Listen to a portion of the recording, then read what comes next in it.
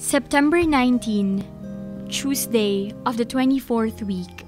A reading from the Holy Gospel according to Luke. Jesus journeyed to a city called Nain, and his disciples and a large crowd accompanied him. As he drew near to the gate of the city, a man who had died was being carried out, the only son of his mother, and she was a widow. A large crowd from the city was with her. When the Lord saw her, he was moved with pity for her and said to her, "Do not weep." He stepped forward and touched the coffin. At this the bearers halted, and he said, "Young man, I tell you, arise."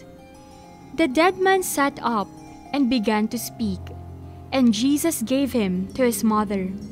Fear seized them all, and they glorified God, exclaiming, "A great prophet has arisen in our midst, and God has visited his people." This report about him spread through the whole of Judea and all the surrounding region. The Gospel of the Lord. Moved with pity. Luke's Gospel shows special interest in foreigners, the poor, and women. The story above, unique to Luke, complements the preceding healing miracle for the slave of the centurion, a foreigner in Galilee. Jesus here brings back to life the only son of a Jewish widow. Both miracles attest to Luke's presentation of Jesus as the Savior of all.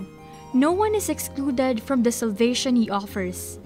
Neither people regarded as sinners and lost nor widows and orphans, considered helpless and defenseless. Jesus is sensitive to the needs of people. While he looks for faith, it is the widow's helplessness that draws his gracious compassion. No one has to ask him. He intervenes to give the young man back to his mother.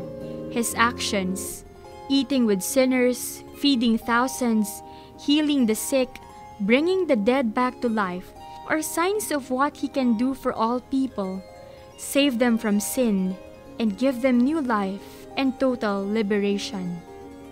Jesus Christ is the face of the Father's mercy. These words might well sum up the mystery of the Christian faith.